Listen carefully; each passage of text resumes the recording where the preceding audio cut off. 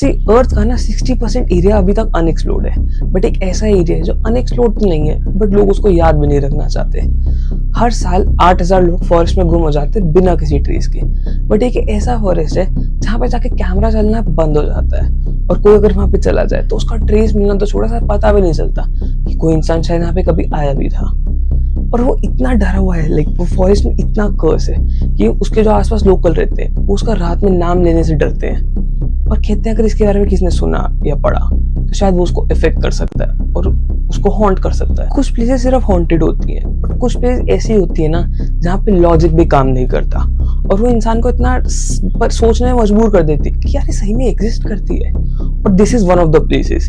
इसको the Bermuda Triangle of Transylvania भी कहा है। रोमानिया का एक ऐसा फॉरेस्ट जहाँ पे कोई लॉजिक काम नहीं करता, कोई कंपास काम नहीं करता, और आप कुछ भी यहाँ पे अपना तरीका आजमा लो, वहाँ कुछ नहीं चलता। This is the Hoia Baciu forest. और कहते हैं यहाँ पर जो इंसान जाता है वो जब बाहर आता है कभी वैसा नहीं रहता।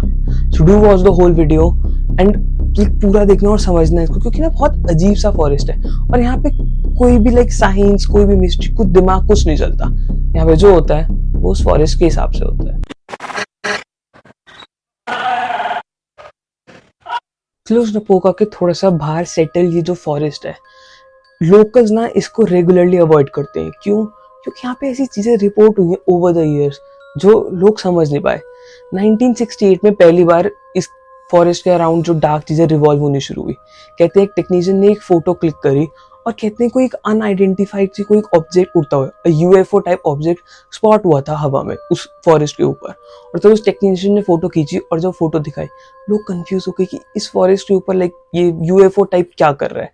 और तब से चीजें डार्क होती शुरू हुई। ये तो स्टार्ट था। इसके बाद एक पर्सन गया अपनी 200 शीप्स को लेके, और वो 200 की 200 शीप्स गायब हो गई इस पर्सन के साथ। बहुत छोटा सा फॉरेस्ट है, 3 किलोमीटर का एरिया में ये फॉरेस्ट है, बट इसके अंदर क्या मिस्ट्री है किसी को समझ नहीं आया।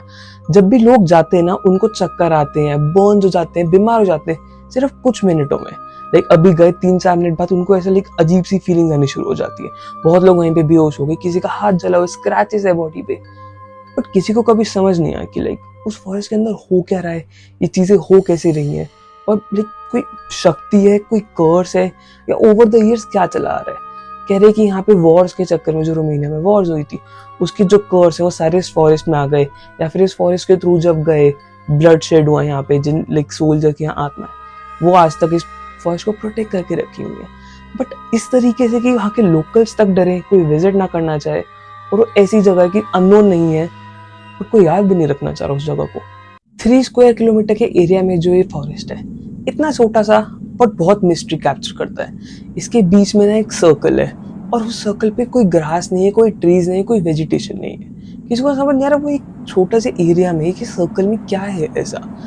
क्राइम इन्वेस्टिगेटर्स ने, फॉरेंसिक इन्वेस्टिगेटर्स ने, सबने उसमें ट्राई करा कि पता चले क्या है उस सॉइल के अंदर क्या है। कहते हैं पता नहीं कुछ समझ नहीं आया, बट उस सॉइल के ऊपर कुछ ग्रो ही नहीं होना चाहता। एज वो रेजिस्ट कर रहे कि नहीं यहाँ पे कुछ ग्रो नहीं होगा।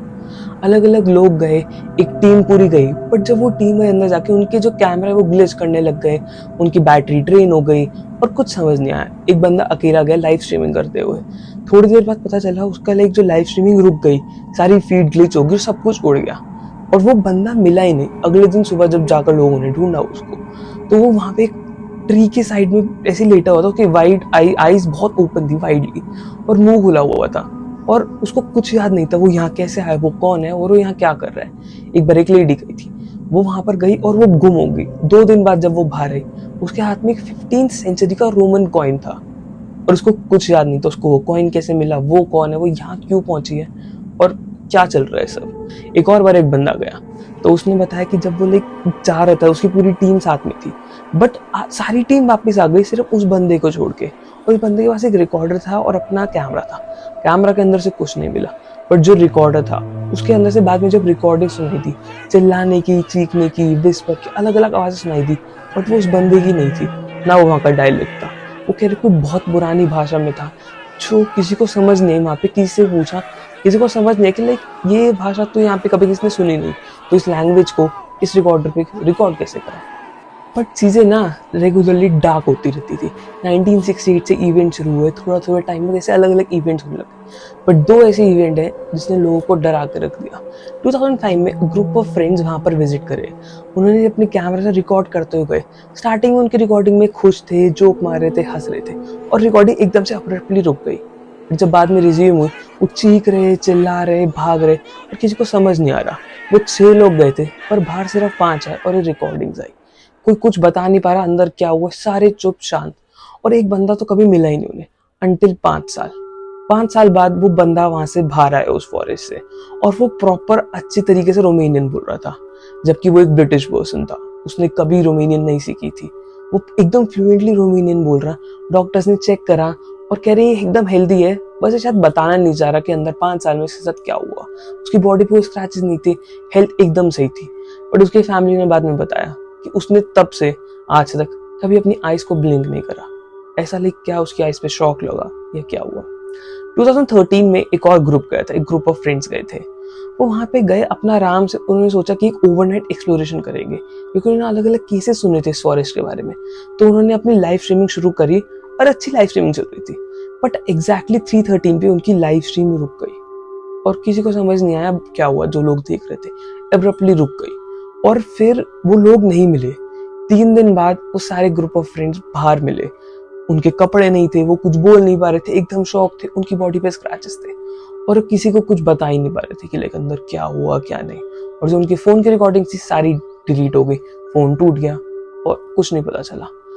अब उनमें से जो एक लड़का था उसने कुछ महीने बाद बोला और सिर्फ 6 वर्ड्स बोले, और उसके बाद उसने फिर कुछ नहीं बोला। उसने बोला था कि it wasn't a forest in their, forest के अलावा भी वहां पे कुछ और था, खाली फॉरेस्ट नहीं है उसके अंदर। अब ये स्टेटमेंट इतनी अजीब है ना, और इतनी लाइक इंसान को कंफ्यूज कर सकती है, जो लोग सोच रहे हैं, जो लोग सुन रहे हैं कि भाई एग्जैक्टली इस फॉरेस्ट के अंदर है क्या चीज।